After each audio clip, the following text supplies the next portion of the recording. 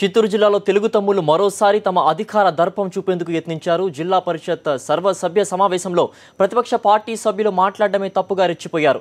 చంద్రబాబు ఇచ్చిన హామీలు నిలబెట్టుకోలేదని గంగాధర నెల్లూరు ఎమ్మెల్యే నారాయణస్వామి అన్నారు. దీంతో అధికార పార్టీ సభ్యులు రెచ్చిపోయి వైఎస్ఆర్సీపీ సభ్యులతో వాగ్వాదానికి దిగారు. మొత్తానికి సమావేశమంతా రసాభాసగా మార్చారు.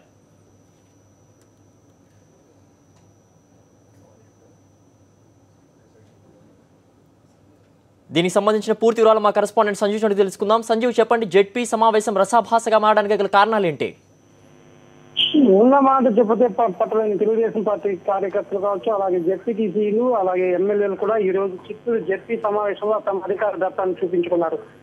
చిత్తూరు జిల్లా వైఎస్ఆర్సీపీ కన్వీనర్ అలాగే గంగాధర నెల్లూరు ఎమ్మెల్యే అయిన నారాయణస్వామి ఈ రోజు చంద్రబాబు తన ఎన్నికల్లో ఇచ్చిన హామీలను నిలబెట్టుకోలేకపోయారని, ఇది నిలబెట్టుకునే విధంగా సభ్యులు కావచ్చు అలాగే జడ్పీ కూడా తీర్మానం చేయాలని ప్రకటన చేయగా దీనికి సంబంధించి జడ్పీటీసీ సభ్యులు భారీ ఎత్తున ఆయన పైన ఎగసిపడ్డారు. అయితే దీనికి సంబంధించి వైఎస్ఆర్సీపీ జడ్పీటీసీ సభ్యులు, వైఎస్ఆర్సీపీకి చెందిన అందరూ ఎమ్మెల్యేలు కూడా ఆయనకు అండగా నిలబడి ఇటువంటి సంఘటనలు ఎప్పుడు చూడలేదని, జడ్పీటీలో ఉన్న మాట చెప్పడానికి కూడా ఎందుకు వెనుకాడుతున్నారని చెప్పి కూడా తీవ్రంగా ప్రశ్నించడం జరిగింది. అయితే ఈ ఉన్న మాటను చెప్పినందుకే ఈ జడ్పీటీసీ సభ్యులు ఈ విధంగా చెప్పుకుంటే ప్రజల్లోకి వెళ్తే ఏ విధంగా మాట్లాడుతున్నారో మీరే తెలుసుకోవచ్చు అని కూడా వైఎస్ఆర్సీపీకి సంబంధించిన సభ్యులు, ఎమ్మెల్యేలు కూడా అనడం జరిగింది.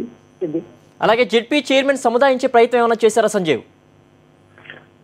జడ్పీ అధ్యక్ష పీఠంలో ఉన్న జడ్పీ చైర్మన్ జీరవాణి చంద్రప్రకాష్ కావచ్చు, అలాగే సిఇఓ మరి జిల్లా కలెక్టర్ కూడా అధ్యక్ష సమావేశంలో ఉన్నారు. అయితే వీరు మొదట దీన్ని ఒక సినిమా లాగా చూసారో తప్ప దీన్ని సీరియస్ గా తర్వాత సభ్యుడు ఎవరిని ఇవ్వాలని సభ్యుడు కేవలం వాళ్ళకి సారీ చెప్పాలని ప్రయత్నించినప్పుడు మాత్రం వైఎస్ఆర్సీపీ నుంచి తీవ్ర నిరసన ఎదురైంది. ఈ తీవ్ర నిరసన చూసిన తర్వాతనే ఇటు కలెక్టర్, సిఇఓ, జడ్పీ చైర్మన్ స్పందించి దీన్ని సర్దుమంచారు. Thanks for the update Sanjeev.